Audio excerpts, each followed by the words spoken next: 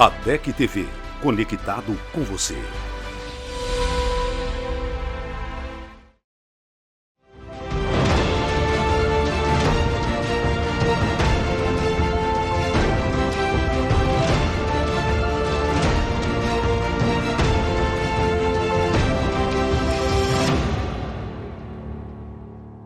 Olá, queridos, você está no ADEC TV e hoje no quadro Lições Bíblicas. Hoje nós vamos falar da lição de número 12, do julgamento à ressurreição.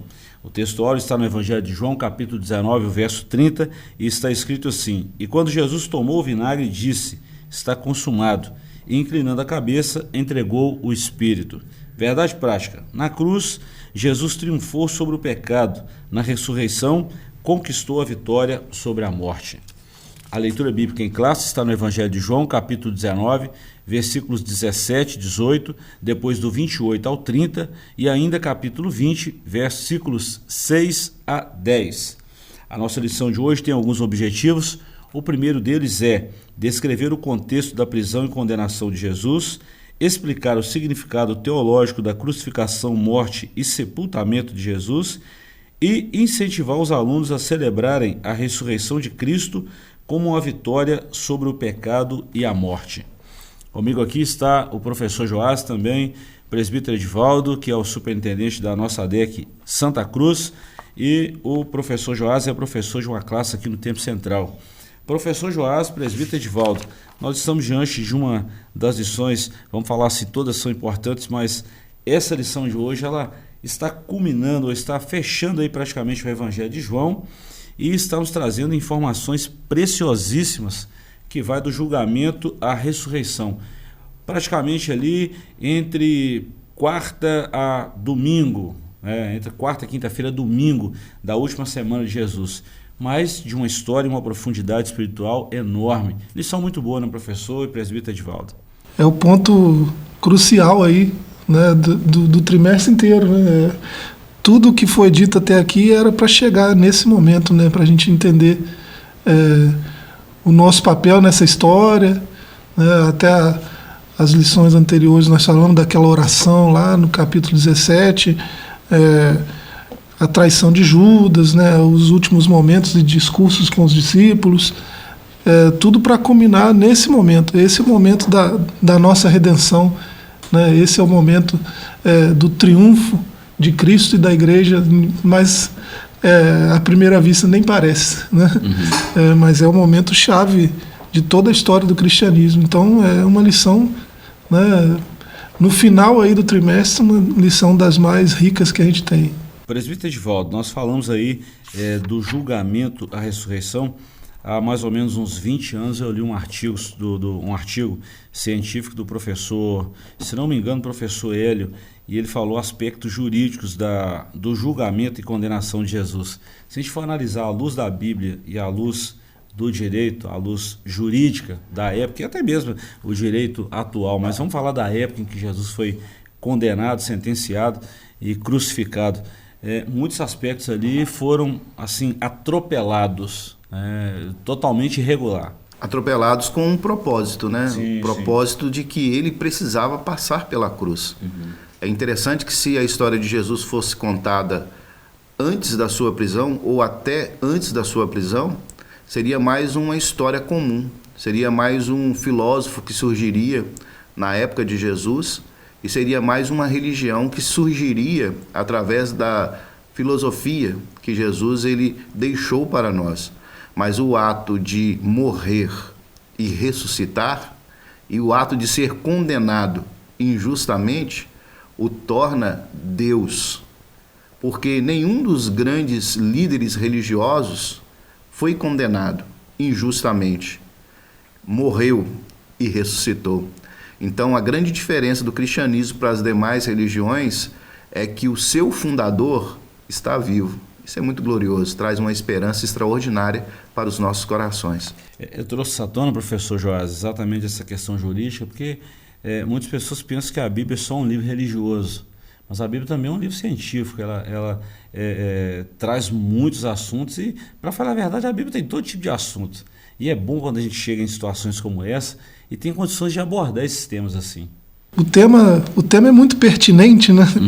Ainda mais para a nossa realidade brasileira, quando a gente olha para esse julgamento aí, vê que não é de hoje que se perverte o juízo, né, para satisfazer a ganância, a sede de poder, né, de quem está no poder, né? Podiam ter feito esse julgamento porque eu fui xingado de hipócrita, né? Ele me xingou de hipócrita várias vezes, uns dias atrás aí, né? Ele falou que a gente é raça de víbora, ele não pode falar assim com a gente, né? Vão crucificar ele por isso. Não tinha base para crucificar ele por isso, né? Nem por isso deixou de ser um julgamento falso, porque foi feito às escuras, né? Altas horas da madrugada, sem o quórum necessário, né? Sem o devido processo legal, né? O jurídico, a prática jurídica está atropelada. Testemunhas falsas. Testemunhas falsas, assim. E tudo aí está errado, né? Tudo aí está sendo atropelado, a justiça em todos os aspectos, né? E, no entanto, a sentença veio, né? De manhã, naquela manhã de sexta-feira, ele seria crucificado por causa de acusações falsas. O interessante é que o professor presbítero Edivaldo falou, em tudo isso aí havia um propósito. Deus não perdeu o fio da meada, falou assim, isso pegou Deus de surpresa. Não, tinha um propósito aquilo ali. Nós estamos analisando o que aconteceu, né, e como aconteceu, mas o propósito que levou esse acontecimento, ele é soberano. Jesus morreu para nos salvar, mas a forma jurídica, isso aí realmente foi Deus nunca perdeu o controle da história, né? E nem vai perder, né? Paulo descreve muito lindo quando ele diz que ele foi fiel até a morte, e morte de cruz, né? Ele foi fiel, né? Independente da forma que ele chegou ao Calvário, mas ele chegou com fidelidade, né? Não foi achado dolo. Vejo que esse homem, a única coisa que eu posso perceber aqui para fundamentar esse julgamento é um dos sentimentos mais pobres do ser humano, inveja. Bom, nessa lição nós vamos abordar a prisão, a condenação, a crucificação, a morte, o sepultamento e a ressurreição de Jesus. Esses eventos demonstram o cumprimento da missão do nosso Salvador. Toda essa missão pode ser resumida na frase: está consumado. A obra de Cristo no Calvário e sua ressurreição constitui a base da esperança cristã. Essa foi a nossa introdução, já demos uma abordagem no que trataremos e vamos então para o nosso comentário, o capítulo 1, a prisão e a condenação de Jesus. Ponto 1, a prisão, ponto 2, o interrogatório e ponto 3, a condenação. Eu vou ler alguns parágrafos aqui, a gente comenta de uma forma geral aqui esse ponto 1. Nos capítulos 17 e 18 deste evangelho, no caso o evangelho de João, após ter proferido o seu último discurso aos discípulos e os ter preparado para a traição de Judas Iscariotes, Jesus atravessou o ribeiro de Cedron e fez uma paragem no jardim do Getsêmani. Esse jardim é também conhecido como Monte das Oliveiras, devido à grande quantidade de oliveiras que ali existia. Naquela madrugada, o ambiente neste local parecia carregado de tristeza e angústia. Os soldados romanos e os membros da guarda do sumo sacerdote foram guiados por Judas Iscariotes até o local onde Jesus se encontrava com seus discípulos. E Judas concordou que o preço da traição seria de 30 moedas e um beijo, e aí ele levaria esses soldados até Jesus. Bom, tendo prendido Jesus, veio o interrogatório. De início, Pilatos questiona a acusação feita pelos judeus. Jesus fora detido durante a madrugada e, ao amanhecer, depois de ter passado pela casa de Caifás, o sumo sacerdote, os judeus preferiram que a condenação viesse do governador Pilatos. Assim levaram Jesus até ele, apesar de este preferir que fossem os próprios judeus a julgar Jesus conforme as leis judaicas.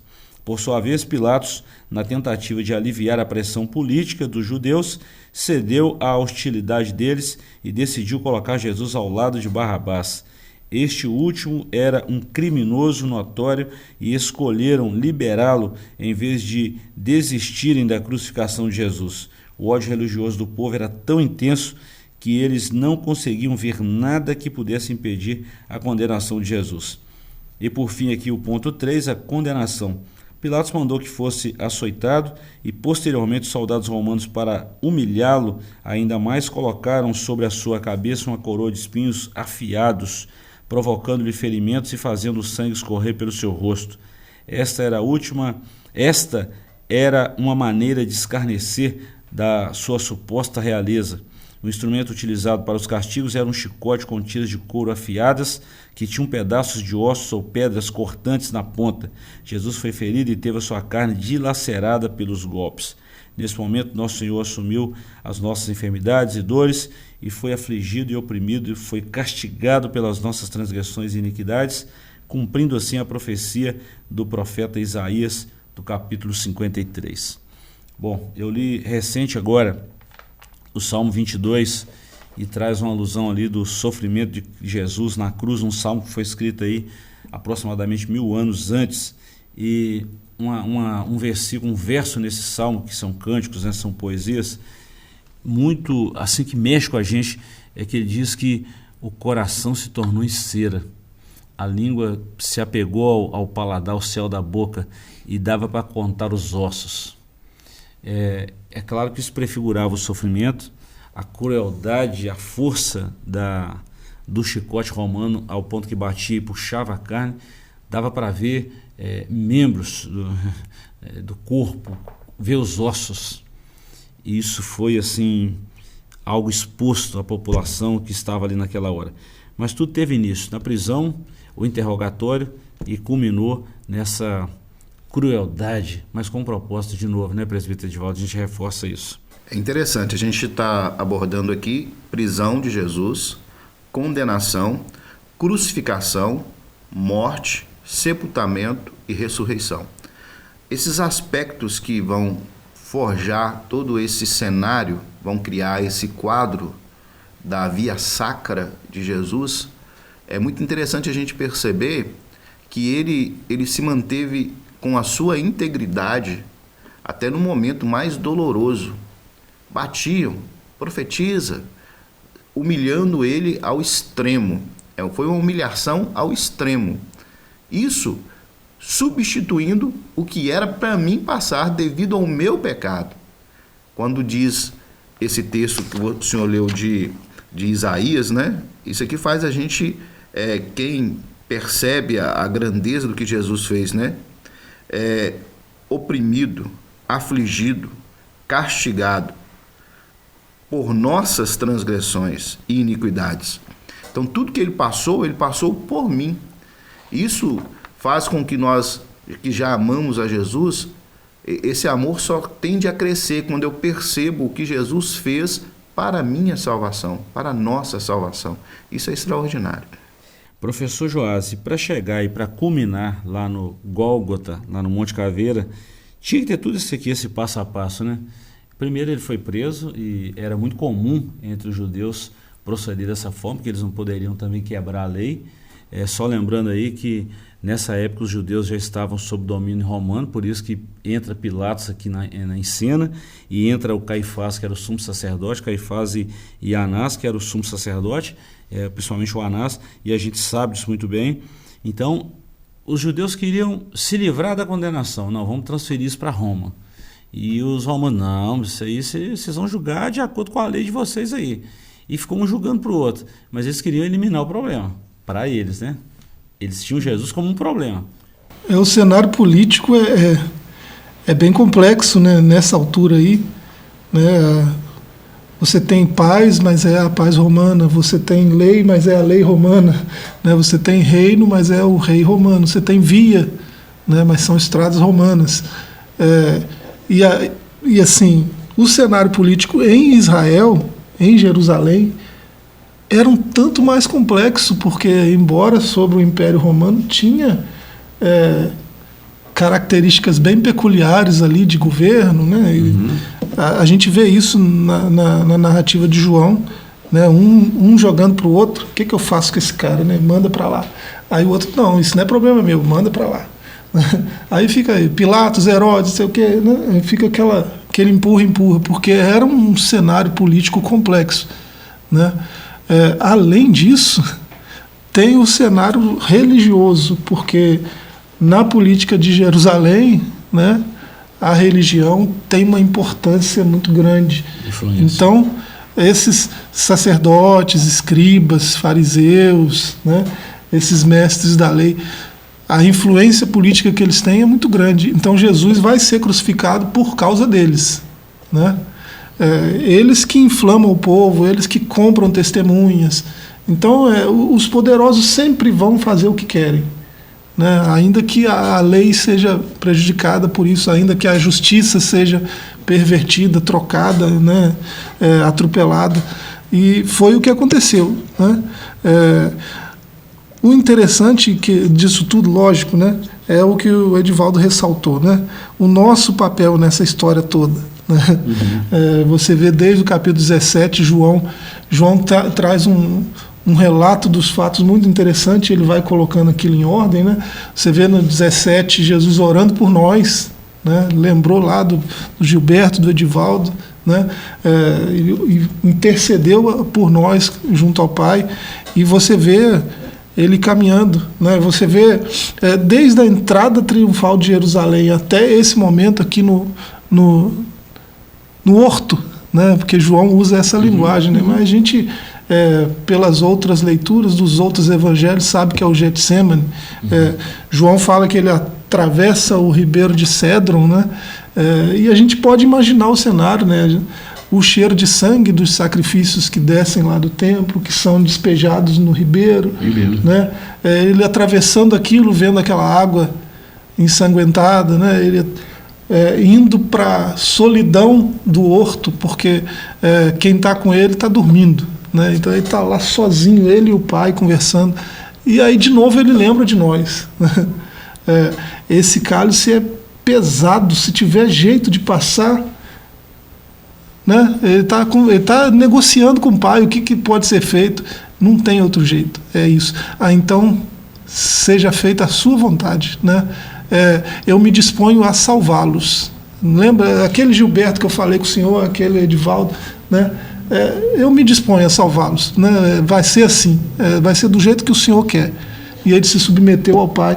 Esse é o nosso papel nessa história toda aí. Ele tá pensando em nós quando ele se dispõe, né, no meio dessa solidão, dessa angústia, né, a ponto de hematitroses, né, suar gotas de sangue, né, no meio dessa angústia toda, ele ainda lembra de nós, né, senão não teria feito o que fez, né, não teria feito o que fez, não fosse obediente à vontade do Pai.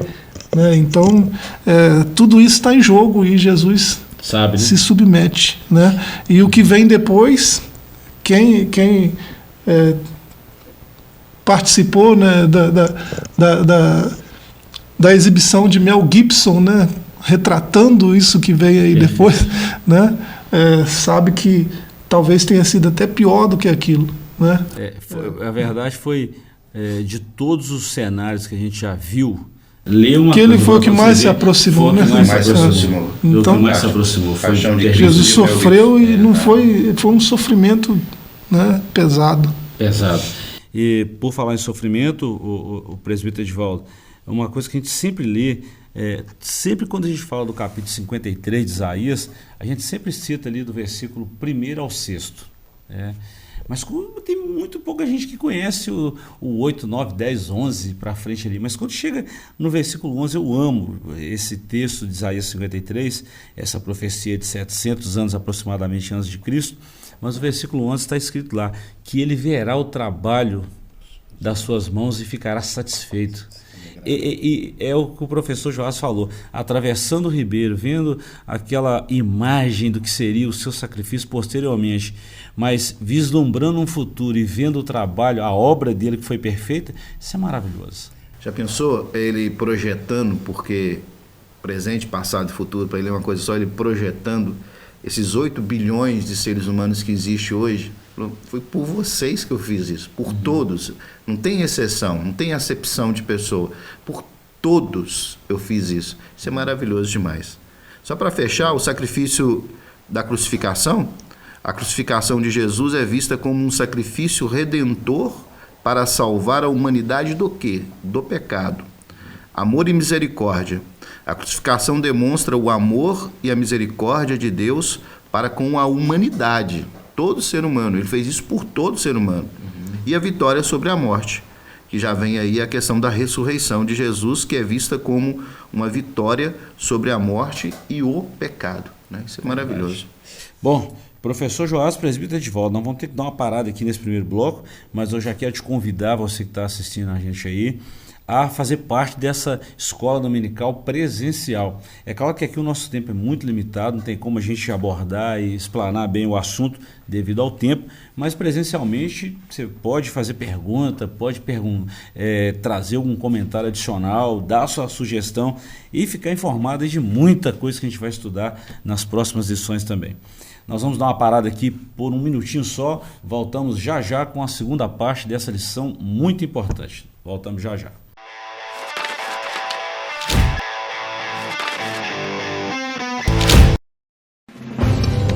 Uma verdadeira história de fé, renúncia, desafios e conquistas. Você irá se emocionar e extrair lições extraordinárias da biografia de um dos mais expressivos líderes do movimento pentecostal no estado de Minas Gerais. Recomendada por influentes líderes cristãos. Adquira agora mesmo Ari Coelho, um legado de fé, e descubra detalhes de uma história de vida que pode transformar a sua. Um produto com a qualidade CPAD.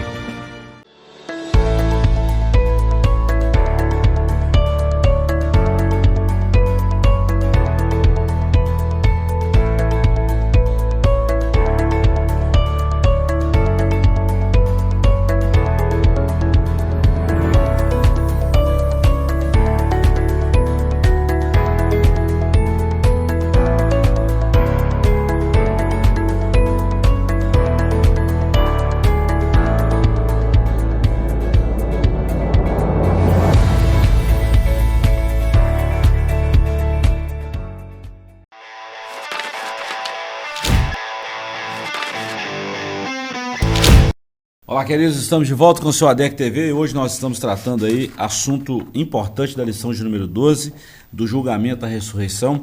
Já citamos aqui da quinta a sexta de manhã esses acontecimentos aí e falamos aqui no bloco anterior esses pontos aqui que foi a prisão, o interrogatório e a condenação. Bom, esses aspectos jurídicos a gente pode tratar isso presencialmente na aula, mas aqui agora nós vamos falar sobre a crucificação, morte e sepultamento de Jesus. Professor Joás, presbítero Edivaldo, agora nós vamos falar o caminho do Calvário, a missão que foi encerrada e o sepultamento. O caminho do Calvário e até ali no Calvário propriamente dito, aquela, vamos falar assim, a sentença daquela quarentena de açoites, e existiam ali materiais pesados assim, de tortura entre os romanos, e eles eram cruéis, hein, presbítero Edivaldo? Especialistas, né? Eles sabiam como fazer. Né? Torturavam. Então, quando Jesus chegou ali a carregar a cruz, como é que estava a situação física dele? Nós percebemos que ele estava extremamente debilitado, tanto que ele não aguenta carregar até o final. Tem que aparecer lá um sirineu, né? É para ajudá-lo no sentido de que eles obrigaram ele a carregar, né? Então, assim, a gente percebe que ele estava num estado já quase esgotando todas as suas forças. Professor Joás, nesse aspecto de ter levado aí uma quarentena de açoites e ter perdido muito sangue, perde-se muito líquido, e o sofrimento, a agonia, a dor, e nesse momento com certeza dificuldade para respirar, porque o chicote batia nas costas ali, com certeza alguns órgãos ficaram expostos à dificuldade para respirar, a dor, e aí já junta com febre, porque é uma inflamação e o organismo acaba reagindo, e ter que carregar uma cruz pesada e ainda ser pregado ainda e ficar... a gente lê esses detalhes e é bom a gente falar sobre isso, e aí a importância do estudo teológico, do conhecimento da Bíblia. Jesus, ele ficou 6 horas pregado na cruz. Imagina isso, ter carregado uma cruz pesada aí alguns quilômetros, ter apanhado, ter sido esbofeteado, já não ter dormido uma noite anterior de agonia no Getsêmani, e o interrogatório a noite inteira, e agora ter que carregar a cruz e ainda ser pregado. Olha que agonia, 6 horas pregado numa cruz. É o que a gente falou, né? Tudo política, né? E inveja, né? dos religiosos lá que não tinham a autoridade que ele tinha para falar da Escritura. E assim, a gente vê todo esse emaranhado aí de situações, né? Política e religião envolvidas, em alguns aspectos, como, por exemplo, né? O julgamento em si, né? Ele foi de Pilatos para Herodes, de Herodes para Pilatos. Aí Pilatos usa a lei judaica, né? Ele cita uma passagem de Levítico, né? Uma passagem da Escritura, da Torá, eu lavo as minhas mãos, então, né? Eu não tenho, meu sangue não tem parte, né, no sangue desse inocente aí, né? Isso é com vocês. Aí vai para a mão de Anás. Anás é um sumo sacerdote que não sacerdoteia nada, né? Vamos inventar um verbo aí para. Ele é um fantoche. Caifás é que manda, né? Na verdade, quem está no poder é Caifás. Anás faz o que Caifás manda, né? E aí vai entrevistar Jesus, né? Vem as testemunhas, e aí alguém dá uma testemunha falsa, né? Que ele disse que derrubaria o templo e em 3 dias reconstruiria. É uma testemunha falsa, porque embora seja o que Jesus disse mesmo, não foi naquele contexto. Então, citando Antônio Vieira, né, as palavras de Deus só são as palavras de Deus quando tomadas no sentido que Deus as disse, né? É por isso que era testemunha falsa. Ele falou aquilo mesmo, mas era testemunha falsa. Lucas deixa isso bem destacado, né? E aí Anás, que é esse fantoche, né, faz toda uma encenação querendo que Jesus falasse, né, para acusá-lo de blasfêmia. Ele fica insistindo para Jesus falar, e Jesus está calado, né, diante das acusações, o tempo todo calado. E chega um momento que Jesus fala. Quando Jesus fala, ele fala do futuro. Vocês vão ver o Filho de Deus, o Filho assentado, né, à direita de Deus. Vocês vão ver, né? Ele está falando lá do futuro. Ele não está fazendo declaração nenhuma que comprometa ele agora a ponto de ser sentenciado. Aí Anás faz aquela encenação, rasga as vestes, né, e faz aquela ceninha toda, né, e blasfêmia, e aí ele é sentenciado. Ele vai para o verbenatio, né, que é um aspecto lá que o condenado à crucificação teria que carregar a cruz até o local da crucificação. Jesus faz isso. No meio do trajeto, ele cai algumas vezes, né, e aí um aspecto da lei romana também, né, um romano, um cidadão romano, qualquer cidadão romano pode pedir que alguém faça alguma coisa, alguém que está sobre o império, né, ele é obrigado a fazer, né? Jesus ressalta isso algumas vezes, né? Se alguém te pedir para andar 1 milha, vai com ele 2, né? Deixa ele confuso, né? Isso um romano, qualquer romano podia fazer isso, né? Então fizeram isso, né? Usaram da lei romana. Simão, né, vai carregar a cruz por pelo menos 1 milha, né, para Jesus. E aí a gente vê assim, a história se desenrolando, né? É um homem flagelado, com os ossos expostos para cumprir a profecia, né? Todo quebrado, todo cortado, né? E ainda assim tendo que carregar o instrumento da sua tortura, né, até o local da tortura. Bom, esse foi o caminho do Calvário, né? A gente vê isso registrado aí nos evangelhos sinóticos, mas João trata isso com tanto detalhe, o presbítero Edivaldo, com uma riqueza de informação, que a gente fica assim, puxa vida, porque os evangelhos sinóticos tratam esse momento, todos eles, né, os 4 evangelhos, mas os sinóticos tratam com muita similaridade dos textos, mas João fala do sofrimento dele, que ele foi espancado durante a trajetória, fala que as mulheres estavam ali do lado, sofrendo aquela dor também, fala da chegada lá no Gólgota, que ele foi pregado naquela cruz, do vinagre que foi praticamente colocado na boca dele, e ele, para amenizar aquela dor também, nós vamos falar sobre isso no próximo tópico aí, mas a gente vê tudo isso aí, E João trata isso com muito detalhe. Ele trata com detalhe porque ele foi o único apóstolo que acompanhou da prisão até o sepultamento. Fica claro nos evangelhos que ele estava assistindo junto com a mãe de Jesus, junto com outras mulheres que estavam ali, mas ele viu, ele percebeu até o final, ele acompanhou. Então ele não só escreveu a história, ele é a própria história, o evangelista João, né, o apóstolo João. Ele é a própria história, porque ele viu, não é ninguém que contou para ele, ele sentiu. Então quando ele vai escrever, e ele demorou muito a escrever, foi o último a escrever o seu evangelho, ele vai escrever, ele está com aquilo guardado no coração. Eu imagino que ele falava da história, mas agora ele está escrevendo. Então eu vou escrever daquilo que eu sinto, aquilo que eu vivi. Isso é maravilhoso, né? Professor, agora você já imaginou o coração de João vendo tudo isso aí e depois botar isso no papel? Assim, acompanhar essa cena passo a passo, porque a gente vê algumas torturas aí, assim, vamos entrar em detalhes disso aí, mas a gente vê algumas torturas, fica sabendo de algumas coisas. A gente fica mal daqui só de ouvir a história. Agora imagina o que é ver isso aí. E aqui nós estamos falando de uma tortura mesmo, de alguém que era cruel e que tinha força para fazer isso. Ele viu e, assim, décadas depois ele está lembrando e narrando o que ele presenciou, né, pessoalmente. Com certeza reviveu essas lembranças todas, né? Com certeza levou essas lembranças até o final da vida, até os seus quase 100 anos. Quase 100 anos. Né? Que João é aquele que, se eu não me engano, é Mateus que registra, né, uma palavra de Jesus que tem alguém aqui no nosso meio aqui que não vai morrer até ver acontecer, até ver o Filho do Homem vindo sobre as nuvens. Então, João não só viu esse processo aí, como ele viu lá depois o que está acontecendo agora, o que vai acontecer daqui a um tempo. Né? João viu isso tudo. Em Apocalipse, na Revelação. Muito legal.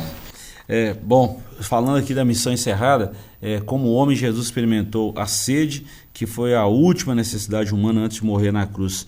A sua sede física foi momentânea e aliviada por uma esponja que não continha água, mas vinagre, oferecido pelos soldados romanos. Ao pedir água para saciar sua sede, Nosso Senhor tinha plena consciência de que a Escritura estava se cumprindo e aquele momento final, como o homem, se aproximava.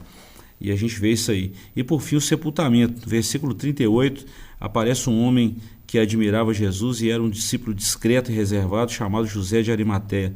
Ele fazia parte do Sinédrio e era uma pessoa abastada, tinha muita condição financeira. Devido ao temor que tinha dos judeus, mantinha-se afastado dos discípulos, mas conseguiu vencer esse medo a reunir coragem para se dirigir a Pilatos e solicitar o corpo de Jesus para o sepultamento. A informação contida no texto sugere que o túmulo onde Jesus foi sepultado não ficava longe do Monte Calvário. Então nós vemos aí duas cenas, os momentos finais de Jesus na cruz.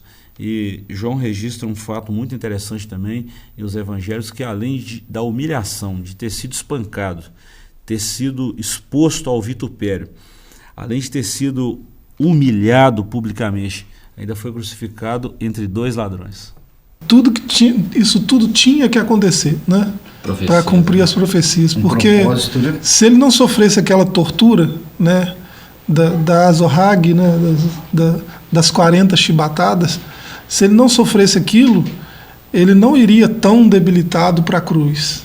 E aí, como ele não poderia ficar no Shabat, né, crucificado, eles iam quebrar seus ossos, quebrar suas pernas, né? E assim, isso não poderia acontecer. Ele é o Cordeiro Pascal, não pode ter ossos quebrados, né? Nesse momento aí, né, que ele tem sede, ele pede, né, e eles dão um vinagre para ele, né? Ele não poderia tomar.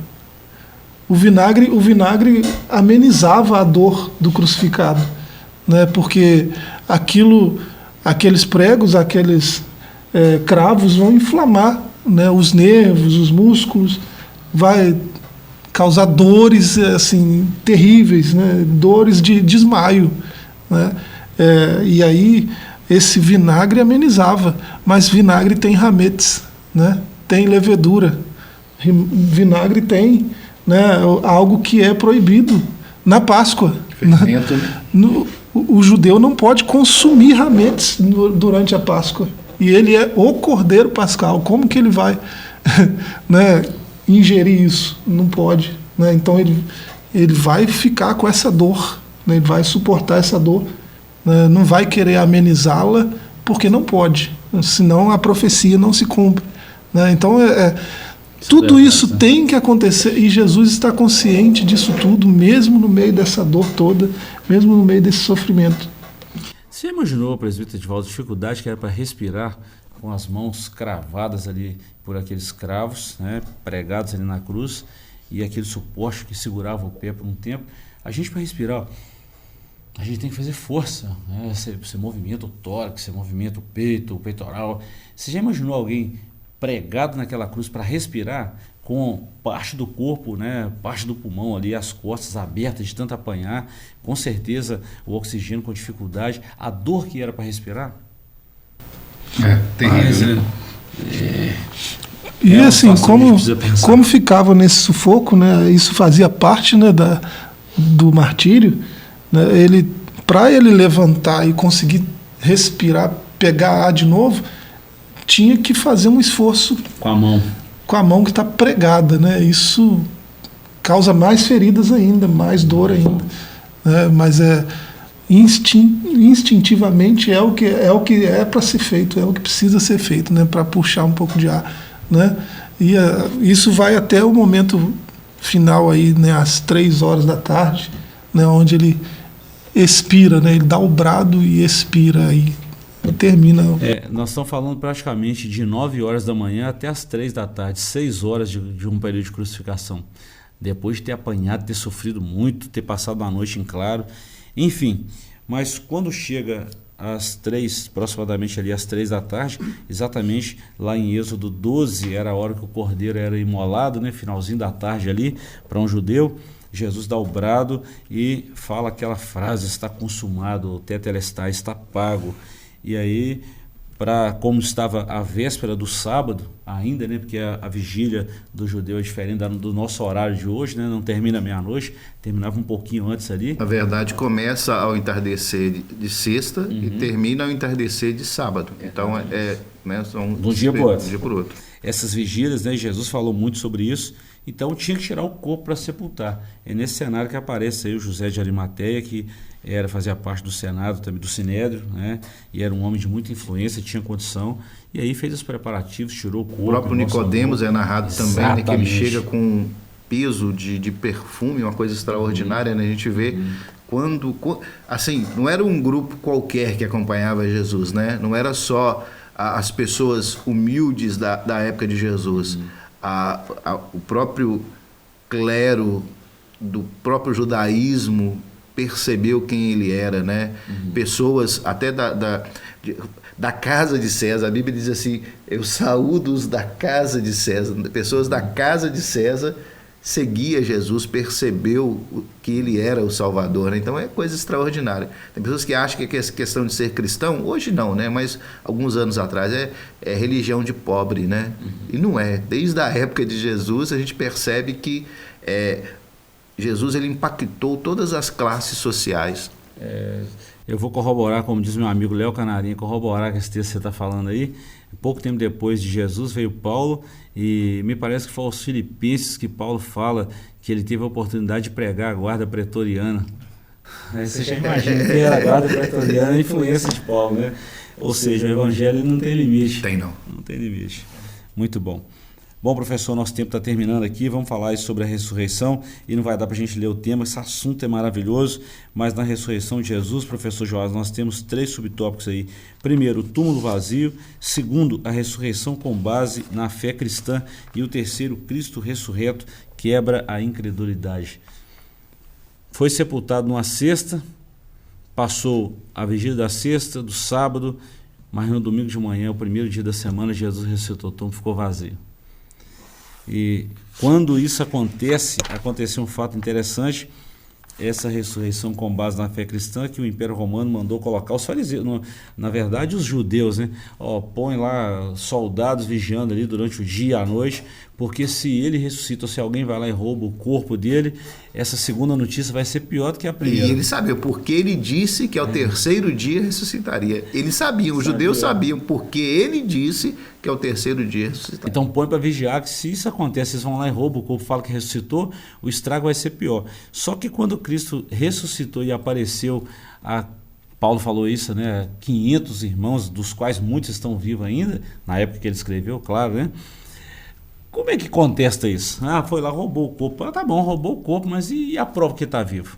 Aí eu volto ao início, já encerrando a minha participação, do que eu disse. Se não fosse esse período da condenação à ressurreição, só seria mais uma história contada como de muitas celebridades, pessoas que impactaram o seu tempo e são pessoas que causam impacto até os dias de hoje. Mas Jesus não só causou impacto, ele mudou. Existe uma história antes, existe uma história depois de Cristo, da sua vida, da sua paixão, da sua morte e da sua ressurreição. A história do mundo mudou. Não foi a história de um povo judeu, é a história do mundo, e até hoje causa impacto, porque não é uma história comum. É uma história que tem requintes que causam terror em nós, de crueldade, mas também de amor. Se Roma é força, Cristo é amor, porque Roma de trás para frente é amor. Então o amor que o próprio Deus teve para conosco, né, de enviar o seu Filho para morrer no nosso lugar, isso é extraordinário. Ele fez e cumpriu a sua missão. Se eu falar o nome errado aqui, vocês podem me corrigir. Me parece que foi o Josh McDowell. Ele falou Evidências da Ressurreição, num livro que ele escreveu, muito bom. Ele traz ali provas sucintas do Cristo ressurreto. Bom, mas deixa o livro de lado, vamos falar só sobre a Bíblia, a informação que nós temos, professor. Se Cristo não ressuscitou, é vã a nossa fé, né? Não é? A nossa fé, nós temos a salvação em Cristo por causa da morte e da ressurreição de Cristo. Né? E assim, é triste ver até teólogos, né? Gente muito inteligente, gente com muita sabedoria, né? Entrando por um caminho, né, de liberalismo teológico, né? Teoria do desmaio. Ele desmaiou e depois deu um jeito lá de remover aquela pedrona, né? Como cantava uma amiga nossa, removeram aquela pedrona. E ele deu um jeito, né? Depois de acordar do desmaio, de sair e tal, e ficou por isso mesmo. Não faz sentido, né? A nossa fé se baseia nesse fato histórico, né? Jesus morreu e ressuscitou. Se a gente está falando tanto de cultura romana aqui nesse tema nosso, você vê até nas cartas de Paulo isso acontecendo, você vê em Atos, né? A cultura romana bem presente ali. Um guarda que está com os prisioneiros todos libertos milagrosamente, né? E todos estão ali intactos diante dele, ele com a espada já para se matar, né? Ele pergunta o que ele precisa fazer para ser salvo. Paulo, não, fica tranquilo, nós estamos todos aqui, não precisa se matar. Por que ele ia se matar? Porque a lei romana exige isso, né? Se tem alguém sob o seu cuidado, você é um guarda romano, né? Se esse que está sob os seus cuidados fugir, escapar, né, acontecer algo com ele, você cumpre a pena que era para ele. Vida por vida, né? Então, assim, se todos fugiram, né, ele ia ser preso pro resto da vida, né? Se tinha alguém ali sentenciado à morte, ele ia sofrer aquela pena, né? Estão guardando alguém que foi crucificado, né, porque contrataram guardas romanos para colocar lá na frente do sepulcro. Se alguém veio e sequestrou esse corpo, né, esses caras precisam ser crucificados e colocados ali, né? Eles precisam sofrer a mesma sentença do condenado lá. Por que o próprio governo, o próprio poder romano banca esses caras, né? Põe dinheiro na conta para eles divulgarem que Jesus foi sequestrado, Mas ninguém desconfia desse discurso deles, sendo eles os soldados que estavam guardando o corpo. Né? Então, a lei, né? Jesus ressuscitou, isso é fato e dá para comprovar isso historicamente. Ninguém iria morrer por uma mentira. E a gente vê isso até hoje. Vai apertando, daqui a pouco solta a verdade. Mas disposto a morrer pela verdade, meu filho, quem defende a verdade vai fazer isso aí. Então tem evidências e mais evidências. Professor Joás, obrigado por hoje. Presbítero Edivaldo, obrigado. Nós voltaremos próxima semana, aí, na próxima lição, falaremos da renovação da esperança. Obrigado pela companhia, fiquem todos com Deus e até a nossa próxima lição. Deus te abençoe.